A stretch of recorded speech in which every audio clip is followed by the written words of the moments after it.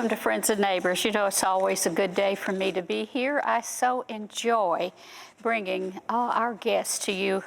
I learn a lot, and Sandra and I both hope that you learn too from the many guests that we have here that teach us about how to go on with the Lord, how to persevere, how to be a witness for the Lord.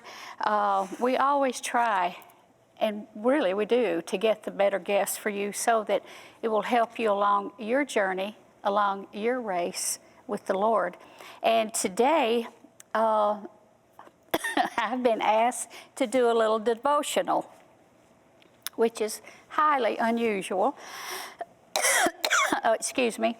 And I was in a kind of a quandary of which one I should do, my personal testimony or running the race. And I think running the race won out. So I'm going to tell you a few things about running the race with Jesus Christ. First, I'd like to tell you the story of two men. One was named John Laundrie, and the other one was Roger Bannister. And they were both in a race in the 60s, and it was a world-famous race. It was the 1/4 mile sprint race, if I'm not mistaken. And John Laundrie was the one that was supposed to win this race. So, and as they were running the race, he was winning. They thought, sure enough, John is going to win the race. But as they came around the last turn, he looked this way to see his opponent where he was. And in that more of a second, couple of seconds that it takes for the body to turn, Roger Bannister passed him on the outside this way and won the race. So the moral of that story is don't be looking back, because John Laundrie was the runner that was always remembered for the man that lost the race because he looked backwards. So always keep your eyes focused on Jesus Christ in this race that we're in. And another story was about a Tanzanian. He was an Olympian, and it was in the 60s, and I think it was in Mexico City.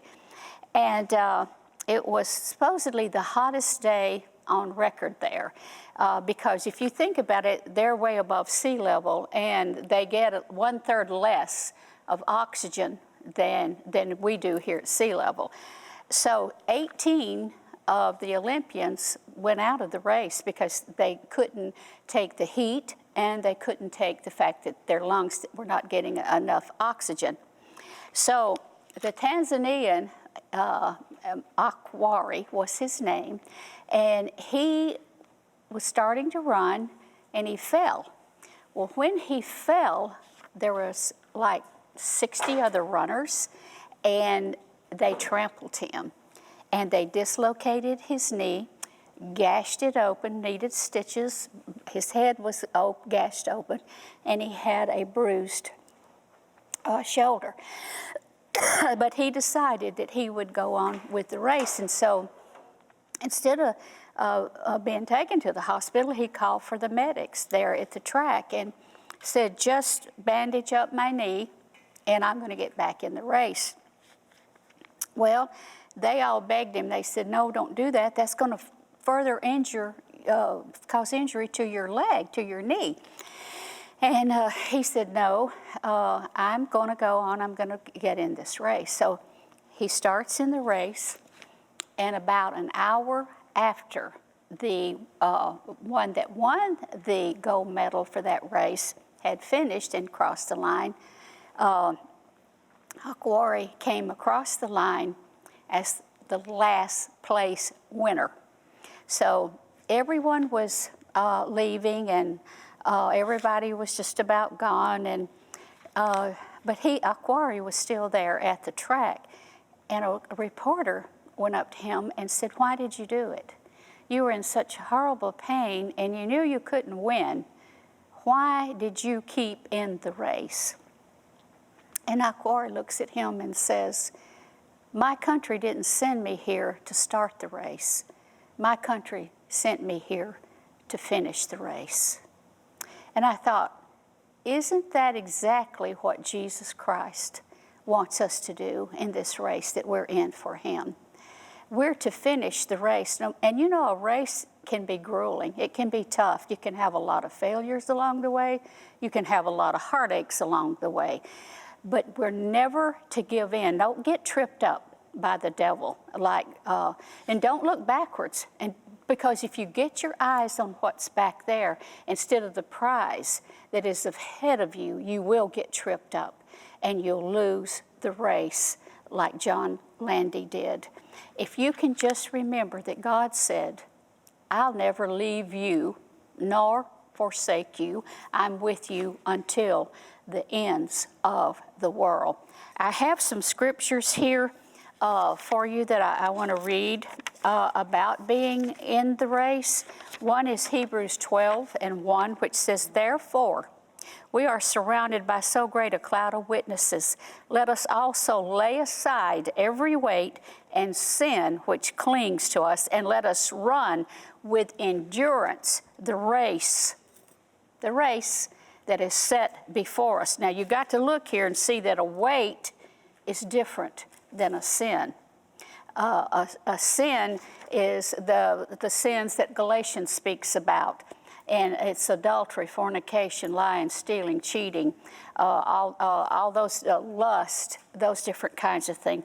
Where a weight is something that is on you, something that's pressing you, surrounding you, that you need to get off of you so that you can run the race that is set before you with endurance.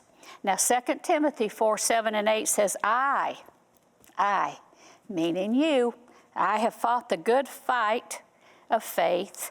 I have finished the race. I have kept the faith.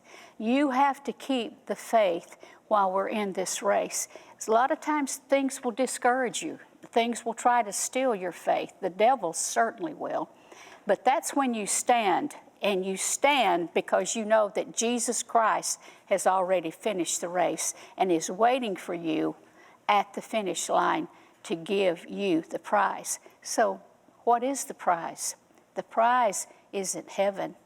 The prize is the one that has won heaven for you already and waits for you there. But you know what? It's also for here. He blesses us here as well as when we enter those pearly gates, which, you know, every day that's looking a little bit better to me, I think. Now, 1 Corinthians 9:24-27 says, do you not know that in a race all the runners run? Everybody runs, but only one will receive the prize. So run that you may obtain it. Every athlete exercises self-control in all things. They do it to receive an imperishable crown. So I do not run with uncertainty. Uncertainty. You've got to know where you're running to, why you're running, and if you're going to run the race, if that's important to you to win the race. I do not box as one boxing the air, but I discipline my body, and I keep it under control, lest after preaching to others, I find myself a castaway. So the thing about it is discipline. In this race, you have to have discipline. It's just like the verse said, every athlete learns to exercise, learns to discipline their body, learns to deny themselves of things. What are you willing to deny yourself to run in this race, to win the prize, to obtain heaven, and to be with Jesus forever and ever? Now, you run this race with conviction. You stay on the right track. Don't get tripped up, because the devil will get you on another track, and you don't want to do that, because then you lose your witness. You keep your body under control. You don't look back at the world of sin. Don't let that devil tempt you with what the world has to offer. Use self-control. in every area of your life. And I'm telling you, that's the fruit of the Spirit. And self-control sometimes can be rather hard. You have to press on, press on. That means you got to make yourself go. You make yourself do it, and you do it by speaking the Word, knowing the Word, and living the Word. It's like I said, you'll get heartaches. You'll have failures. I have along this way, but praise God, get up. Be like Akwari, the Tanzanian, said, no, I'm going to finish this race. God has called me to finish my race. So be encouraged. God's with you, and He will help you every step of the way. But I would suggest, read your Bible every day. Pray, seek the Lord, be in fellowship with others. And we're going to take a short break, and then after that, we're going to hear Sandra do an awesome interview.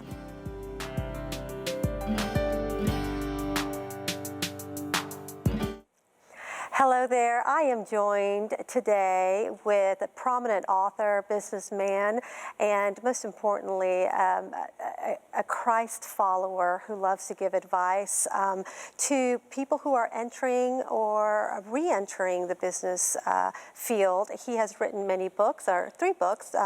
This one is his latest, and it's called Fast Starting Career Consequence: Practical Christ-Centered Advice for Entering or Re-entering the Workforce. So I would love to welcome Mr. Fred Sievert to our conversation today.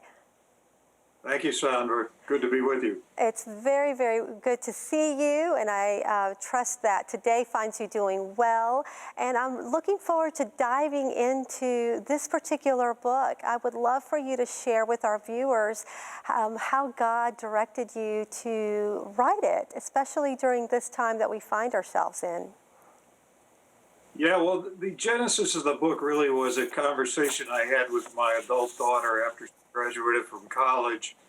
And it was during a period when the job market was very tough. She had a degree in marketing, or actually her major was French with a minor in marketing. And she got a job at a big cosmetic firm, very large cosmetic firm. But she was essentially, she gets mad at me when I say this, but she was in the mailroom fulfilling marketing orders. But she wasn't really in the mailroom, but she was fulfilling marketing orders. And after a couple of months, she came to me and said, "Dad, you gotta give me some advice on how to get noticed here, how to do better." And by the way, she was a strong Christian. I thought hard, prayed about that, because I was running a big company myself at the time, New York Life Insurance Company, and we had 65,000 employees and agents. And I asked myself the question, how would I notice somebody deep in the organization, a young person just coming into the company? And I gave her 5 tips. And she implemented all 5 and did extraordinarily well. Was promoted 3 or 4 times in 5 or 6 years. And she would have done that anyway because she's a smart kid and she has a strong faith. But I then took those same 5 tips and used them in 3 commencement addresses I did at colleges. And it got a lot of really positive feedback. But you know what, Sandra? I've written 2 other books, and I hadn't really thought about writing a book on this. But what happened is, after writing my second book, Grace Revealed, my publicist kept getting me lots and lots of radio interviews, and I finally said, "Look, let's take a break." And he said to me, "Have you ever written any articles on business?" And I said, "Yeah, I have." And one of them was about this experience with my daughter. He said, "Well, send me that and I'll get it on some podcasts." I did that. It got out there. My agent saw it. He gave me a call and he said, "Fred, I read this article. You know, you've got another book here." And I thought, I really wasn't thinking about writing a book, but, it makes some sense. So I thought about it, prayed about it, got back to him a few days later. And I said, I'm going to write a book. But I said, you know what? I want to tell you something. Those tips were about fast starting a career in business. But I'm going to talk about my faith in this book. It's going to include biblical principles in the workplace. And he said to me, "Of course you are. That's in your DNA." So the book now is called, as you indicated, Fast Starting a Career of Consequence. It has 5 initial chapters on biblical principles in the workplace, and then 10 chapters on these tips on how to advance in the workplace and get noticed. But it's integrated; they're not separate. Even in the biblical principles, I talk about work, and in the tips about work, I talk about the biblical principles, and there's a lot of scriptural references as well throughout the book. That's really neat that it's blended together, because a lot of the business techniques out there or that you need to implement, that has a lot to do with our relationships as well as our relationship with Jesus, and how he would handle certain situations, I would imagine. So I am really eager to be able to read your book, because it's really one that just came out, or it's about to come out. Is that correct? Yeah, well, it's up on Amazon now, but it's only for pre-order, so it won't be available. But the best place to get it is on my website, and I'm sure you're going to mention the Stories of God's Grace is the name of the website. Yes, absolutely. That's going to be there. Now, so how do you integrate, or how would you talk to a young person coming in about the techniques? What advice would you give them that would blend in with a Christ-centered advice? Could you give us an example? Yeah, sure. I can't talk through every chapter of the book. We don't have time. But all my books start with a very important key chapter. And this book starts with a chapter that's had the title of which is Identify and Use Your Spiritual Gifts at Work. And I think it's probably the most important, maybe not the most important chapter in the book, but it certainly is the starting point, where we all have spiritual gifts. We all, and they're unique, and we have unique combinations of those gifts. Mm-hmm. So I got permission from the author of the original spiritual gift assessment tool to include it as an appendix in the book. So I'm saying right in chapter 1, you really, if you don't have a good sense for what your spiritual gifts are, then you need to take that assessment tool, complete the tool, and get a good feeling for what your spiritual gifts are. Because then I want you, throughout the rest of the book, to think about how you're going to utilize those gifts to serve the Lord in the workplace. Yes. So that's one of the first most important aspects of the book, is the spiritual gifts. Then one of the chapters is entitled, and I got a lot of questions about this from people who were pre-reading it for me, Jesus as a Workplace Partner. I love that. Talk to me about that. Yeah, and I always love, Matthew 11:28 through 30 is the verse where he talks about, "Come to me, you are weary and heavy burdened. Take my yoke upon you. My yoke is easy and my burden is light." I always loved that verse because of the imagery of being yoked to Jesus, and him being with you throughout, through the Holy Spirit, is so critically important. And, I talk in that chapter, and then I actually have an appendix. Since the book is typically for new people to the workplace, but also those returning to the workplace, I didn't put a lot in the book about leadership and management, but I thought, a lot of people who read this are going to be very interested in leadership and management. So I've got an appendix at the end that talks about where the Bible references management, what Jesus says about management and leadership. So my agent thinks I'm doing that because there's going to be a sequel to this book. It's very exciting. Maybe there will be. But in any event, that's part of it. I'll tell you one other chapter in the book that I'd like to just mention, and it's part of the tips in the book. Yes. And it's the one that one of the big blogs took and said, "We want you to elaborate on that tip and write an article just about that tip." And what the tip is that you need to get a fundamental understanding of the underlying financial aspects of the business. And I thought about it at New York Life, where I was president of the company, realizing that very, very few people, even at high levels, really understood the financial underpinnings of the business. So I said to my daughter, Dina, I said, when you find somebody in the accounting department who can give you a fundamental understanding of the income statement and the balance sheet. You don't have to know every line item. She never took an economics class, an accounting class, none of that, and not even a math class. And she said, Dad, I don't know if I can handle that. I said, look, you don't have to understand it fully. You don't have to know every line item. All I want you to do is understand how the income statement flows into the balance sheet. Then, it's simple. Then I'm going to ask you to set up a spreadsheet where you pick up 6 numbers every quarter from your company. And by the way, all these tips apply whether it's a small business, an entrepreneurial business, or a huge organization like New York Life. I said, pick up 6 numbers, 3 from the income statement, the revenues, the expenses, and the net income. And pick up 3 numbers from the balance sheet, the assets, the liabilities, and the net equity. And just put them on a spreadsheet and record it every quarter. And I said, I tell you, there's not 1% of the people in your company who are going to do that and have even a feel for it. They can't even guess at what the revenues and the expenses and the profits are. And then I said, here's what I said. The title of this article, when I printed it as an article, was The Killer Question. They said, the next thing I want you to do is go back to your friend in the accounting department and ask the killer question exactly the way I'm asking it of you. And that is, remember, I thought of this as the president of New York Life and how someone would impress me. The killer question was, what drives the profitability of this business? You're likely to get a response from that person in the accounting department like, I'll have to get back to you on that.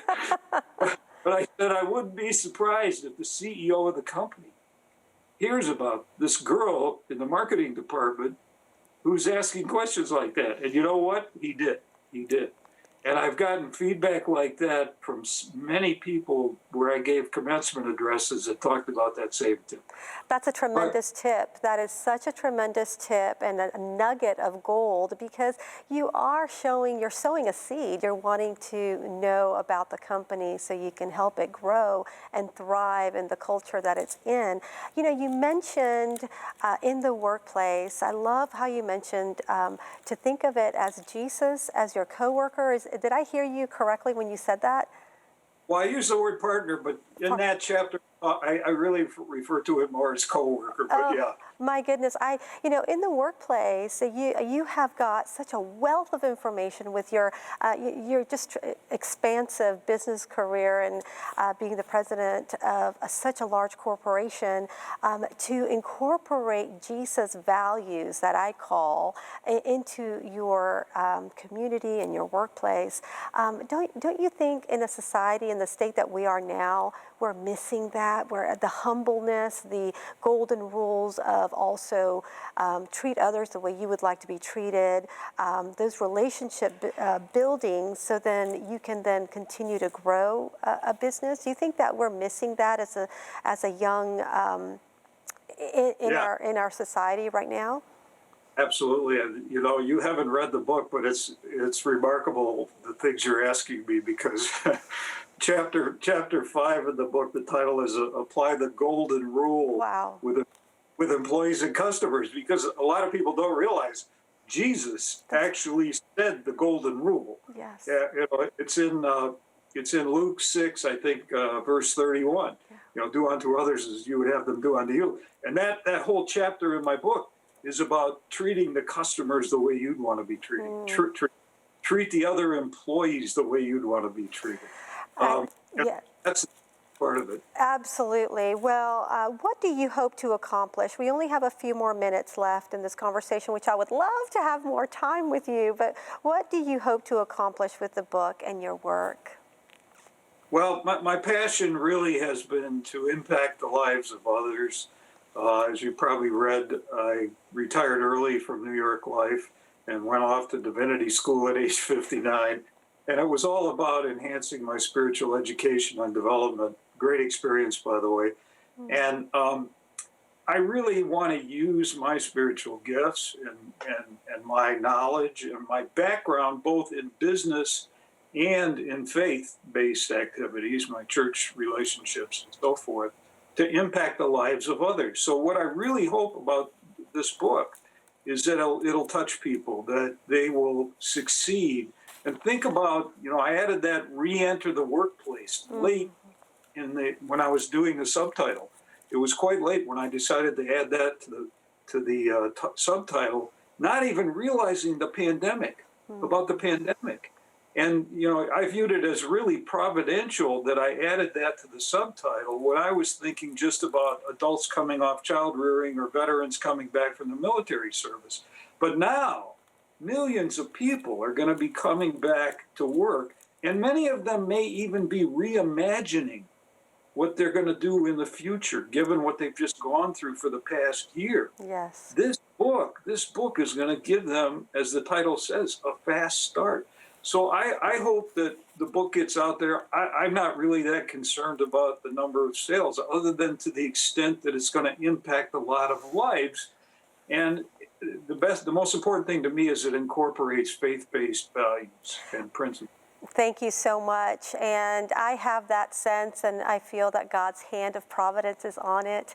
And I pray blessings, and I pray that it will be life impacting and changing for the reader, because we sure do need that in the time that we find ourselves now. Thank you so much for joining us, Mr. Sievert. I look forward to hopefully seeing you again and maybe diving back into it when your book comes out. And I hope to buy it so then I can get those tips and nuggets that will help me as well. So very nice to chat with you. Thank you for your time. Thank you, Sandra. Appreciate it. God bless you.